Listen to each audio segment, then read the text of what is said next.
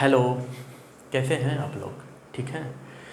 देखिए ना, मैं आज सोच रहा हूँ कुछ ऐसे मुद्दों पर बातें करना जो कि थोड़ा हम लोग के लिए बहुत ज़रूरी है जानना।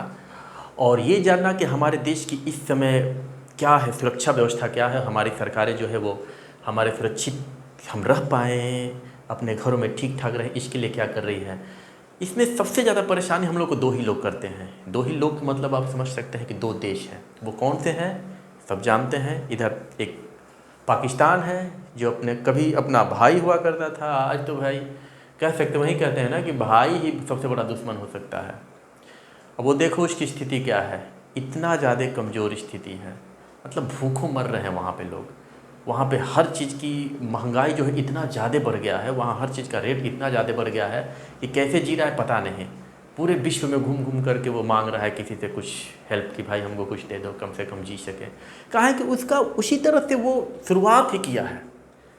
वो अलग होने के बाद उसकी शुरुआत ही ऐसे हुई है कि वो लोगों से लोग उसको देते गए, मांगता गया मांगता गया मांगता गया और कुछ किया नहीं। और जो पैसे मिले उसके हथियार बनाने लगे, आतंकवाद पालने लगा। अब धीरे धीरे उसकी स्थिति इतनी कमज़ोर हो गई है। उसी तरह से एक हमारा बगल का एक बहुत बड़ा देश है चाइना। चाइना पूरे वर्ल्ड का एक ऐसा देश है जो कि सबको परेशान करता है। अभी हाल ही में आप लोग सुने होंगे ताइवान उससे परेशान हुआ। वहाँ पे अमेरिका की एक चली गई थी एक महिला, बेचारी, बेचारी मत कहिए, अमेरिका है वो। कौन? नैन्सी पेलोसी चली गई थी वहाँ पे। वो लगा अपना गीदड़ भभकी दिखाने कि ताइवान डर जाए। तब कोई डरता है ना? कोई डरता नहीं है किसी से, चाहे छोटा देश हो या बड़ा। आप बड़े होंगे अपने लिए होंगे, कुछ नहीं कर सकते हैं। इसके बाद वो जो चाइना है उसका एक रणनीति है, वो पूरे दुनिया के सभी देशों पर अपना नज़र बनाए रखता है। और नज़र बनाने के बाद वो ये सोचता है कि मैं ये देखूँ, वहाँ पे ये देखता है कि वो कहाँ पे कमज़ोर उसकी कड़ी है और उस कड़ी को पहचानता है, कड़ी को पकड़ लेता है और उस देश में धीरे धीरे धीरे धीरे अपना प्यार मोहब्बत दिखाना शुरू करता है। आप समझ सकते हैं इस बात को?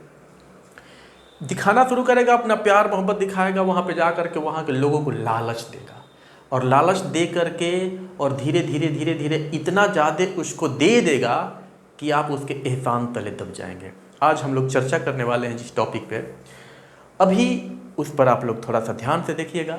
कभी कभी क्या होता है कि कुछ चीज़ें जो है होती है, हम लोगों को इसलिए भी जानना चाहिए कि ये हमारे देश में चल क्या रहा है, हमारे देश के आसपास हमारी जो कह सकते हैं कि सुरक्षा के साथ, हमारी सरकारों के साथ या और भी देशों के साथ हमारे किस तरह से संबंध है।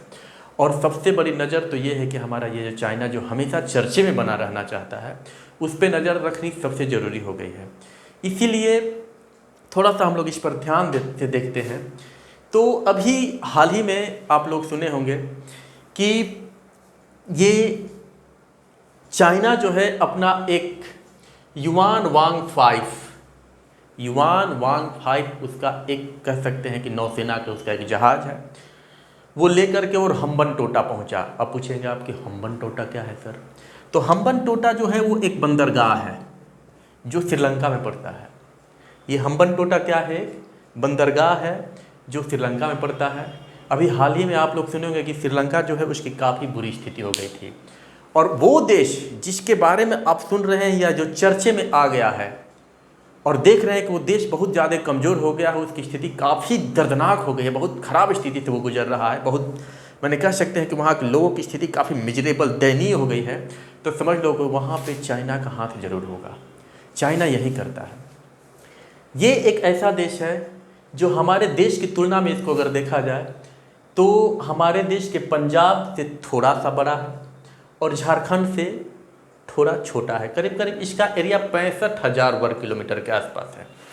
65,000 वर्ग किलोमीटर का एरिया वाला ये क्षेत्रफल, ये श्रीलंका, इसकी स्थिति ये है कि इस समय इतना कमज़ोर पड़ गया है। आप लोग सुने होंगे, रोज़ न्यूज़पेपर सब लोग पढ़ते हैं, ये सबको जानना भी चाहिए कि इस बेचारे की स्थिति इतनी बुरी हो गई थी हाल ही में। और सबसे ज़्यादा दिक्कत वहाँ की सरकारों के चलते हुआ।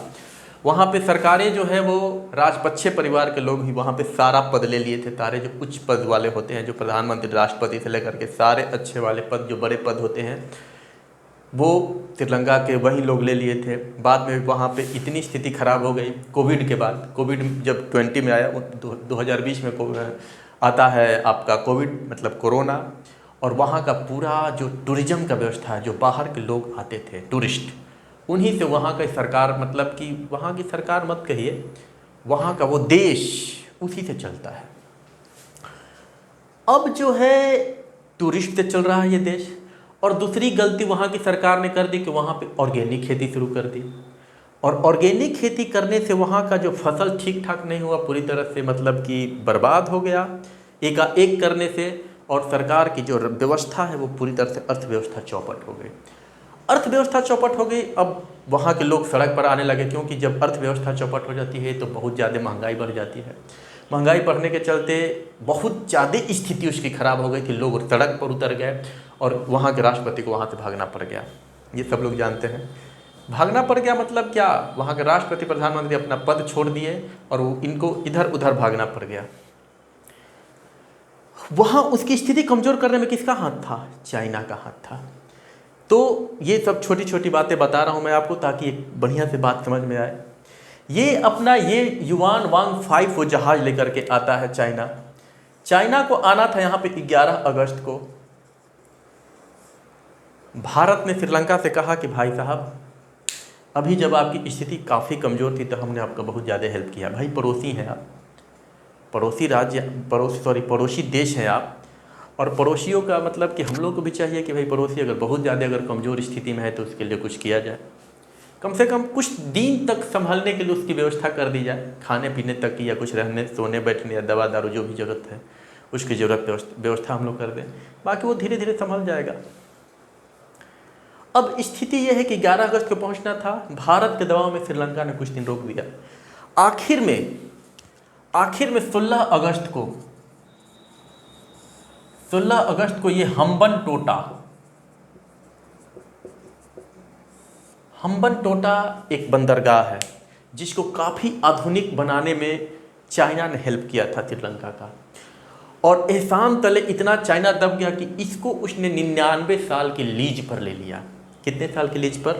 99 साल के लीज पर वो हम्बन टोटा को ले लिया। जब इसने रोका, श्रीलंका ने कहा कि नहीं, मैं अगले वार्ता तक मैं चाहता नहीं हूँ कि यहाँ पे आप आएँ। तब चाइना ने उसे याद करवाया कि भाई साहब, आपको पता होना चाहिए कि आपने 99 साल के लिए हम लोगों को ये लीज पर दे दिया है, इसलिए हमें आने दीजिए। ये जो जहाज़ है इसकी लंबाई करीब 225 मीटर है। इस पे करीब 2000 लोग, 2000 पीपल मत कहिए, ये 2000 नौसेना के ही लोग हैं। वहाँ की नौसेना के ये जहाज़ है युआन वांग 5। इसका सीधा सा मतलब होता है दूर तक देखने वाला। इसका काम क्या है? ये कहता है चाइना कि मैं तो बस चल रहा हूँ दुनिया में, मैं शांति चाहता हूँ, मैं शांति के लिए बहुत ज़्यादा प्रेरित लोगों को कर रहा हूँ। लेकिन उसकी चाल देखिए, ये जो युआन वांग 5 है, यह मिसाइल एवं उपग्रह को ट्रैक करने वाला है। ये मिसाइल को और उपग्रह को क्या करता है? ट्रैक करता है। कैसे करेगा ये? तो देखिए, ये जो हम्बन टोटा है, यहाँ से ये जो भारत की जो दूरी है, यह करीब 450 किलोमीटर है। क्योंकि इसमें अत्याधुनिक सेंसर लगे हैं, रडार लगे हुए हैं। वो हर जगह की चीज़ों को क्या कर रहा है? मिसाइलों को और उपग्रह को, देश के आसपास मतलब कि उड़ने वाले उपग्रह, कहीं उपग्रह हैं कहीं मिसाइल उड़ रहे हैं, उसको क्या कर रहा है? ये ट्रैक करने के लिए है। कौन? ये युआन वांग 5 450 किलोमीटर है। और इसकी रेंज जो है, इसकी एंटीना की जो रेंज है, मिसाइल रेंज इंस्ट्रूमेशन एंटीना की जो रेंज है 750 किलोमीटर है। मतलब कि आराम से जो वो क्या करेगा, 450 किलोमीटर वो और 300 किलोमीटर अंदर तक इस रेंज को क्या कर लेगा? पकड़ लेगा। और हम सबको पता है कि चांदीपुर, उड़ीसा में जो हमारा चांदीपुर है, आपको पता होना चाहिए कि इस उड़ीसा के चांदीपुर में हमारा एक एकीकृत मिसाइल परीक्षण केंद्र है।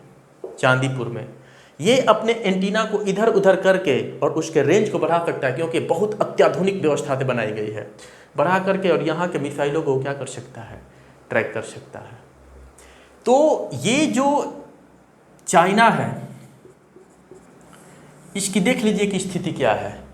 यह यहाँ पे आया है, पहले ये श्रीलंका को कर रहा है, बगल में मालदीव एक देश बहुत छोटा और प्यारा देश है, ये मालदीव पर भी अपना नज़र बनाए हुए है, चाहता है कि यहाँ भी कमज़ोर कर दे, क्योंकि ये मालदीव भी है, यहाँ की स्थिति भी वैसी ही है, वहाँ भी टूरिस्ट लोग जब जाना बंद कर देंगे उस देश की कहानी ख़त्म। लेकिन यहाँ मालदीव पर भी उसका नज़र है। ये छोटे छोटे इसी तरह की चीज़ों पर वो क्या कर रहा है, तो हम देख रहे हैं क्या कि श्रीलंका के थ्रू ये भारत के मिसाइलों को और उसके उपग्रह को ट्रैक करके और जानना चाहता है कि क्या है।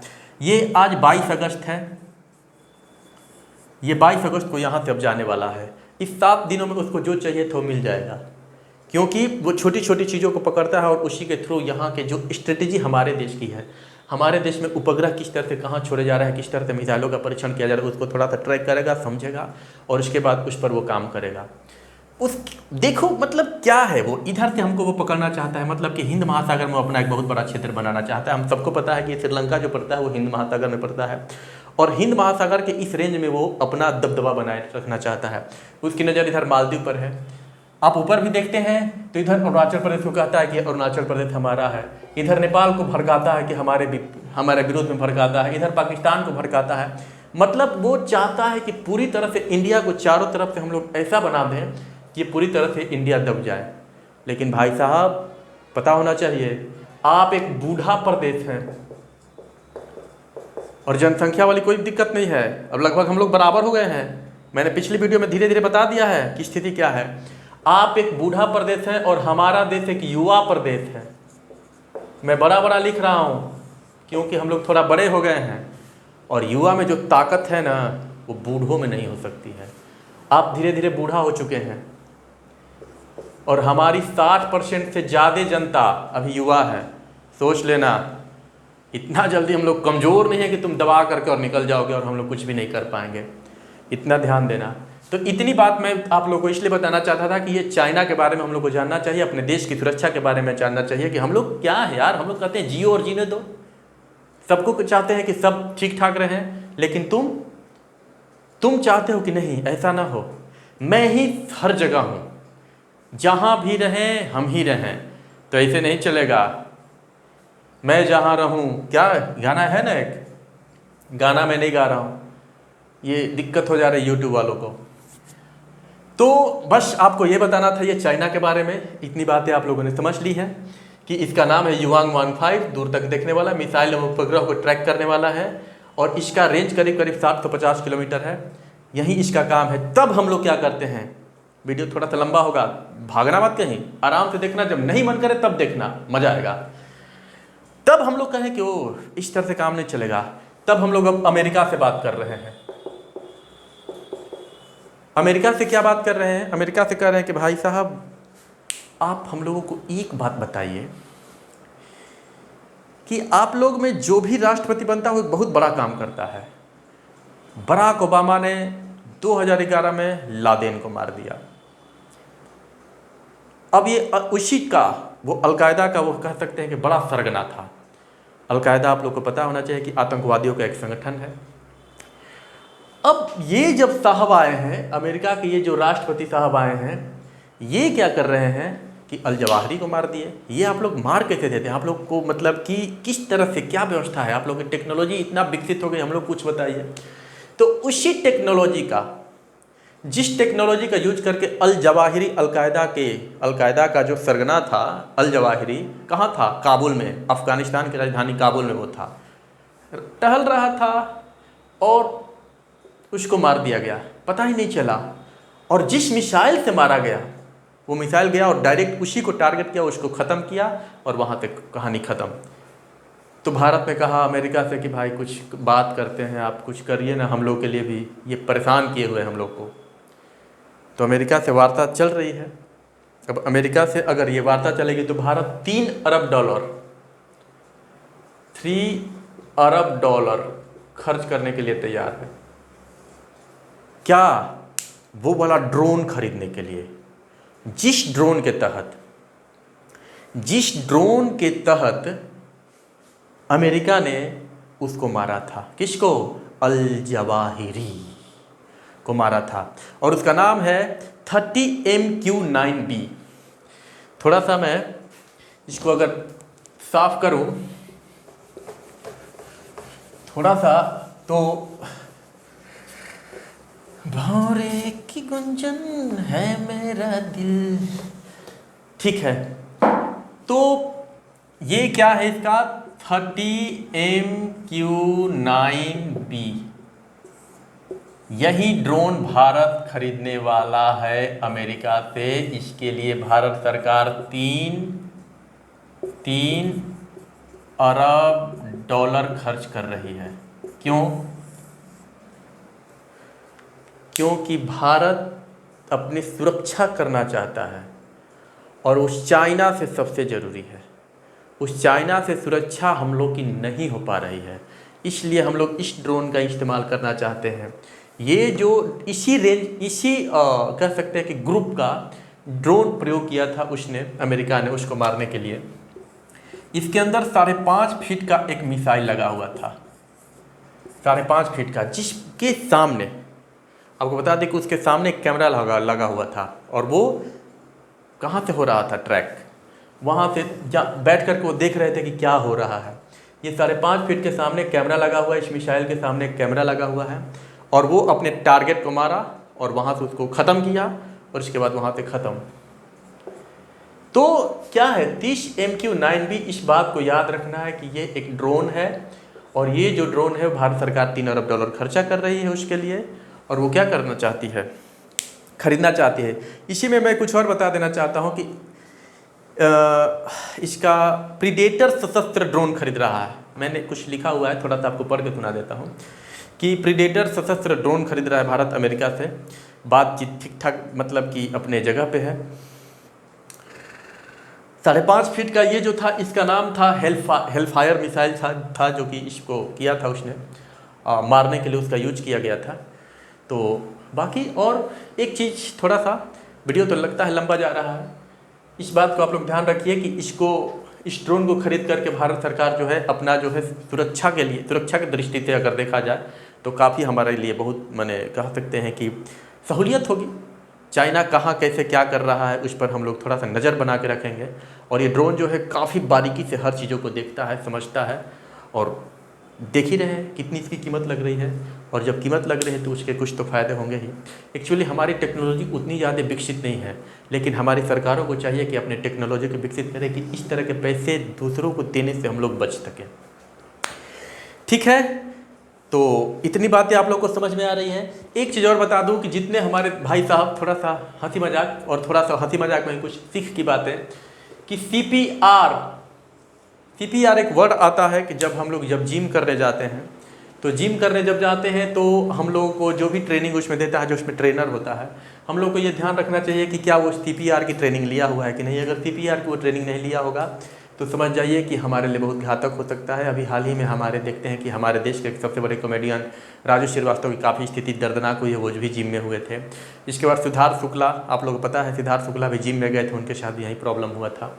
और इसके बाद एक और है, शायद साउथ का कोई और एक्टर थे, उनके साथ भी हो। जिम में बहुत ज़्यादा समय देने से स्थिति क्या होती है कि उसमें जो हाईली प्रोटीन वाले हमको मिलते हैं ना, वो हमारे थोड़ा सा बढ़ा देते हैं, इस क्या कहलाता है जो हमारा हार्ट बीट बहुत ज़्यादा बढ़ा देते हैं और ब्रेन डेड हो सकता है उससे। उनके साथ भी, राजू श्रीवास्तव के साथ भी यही हुआ है। जब भाई साहब बढ़ती उम्र जब बढ़ रही है तो बहुत ज़्यादा जिम करना, मेहनत करना, इस तरह की चीज़ें बहुत ज़्यादा फायदेमंद नहीं है। शरीर को 40 से 50 मिनट अगर थोड़ा सा आप करते हैं, एक्सरसाइज करते हैं, योगा करते हैं या कुछ और करते हैं तो वो अच्छी बात है। शरीर को दुबला पतला करने के लिए, बॉडी ठीक ठाक रखने के लिए हम लोग कभी कभी ध्यान नहीं देते हैं या डॉक्टरी सलाह नहीं लेते हैं कि डॉक्टर की सलाह से ही अपना कोई काम करें।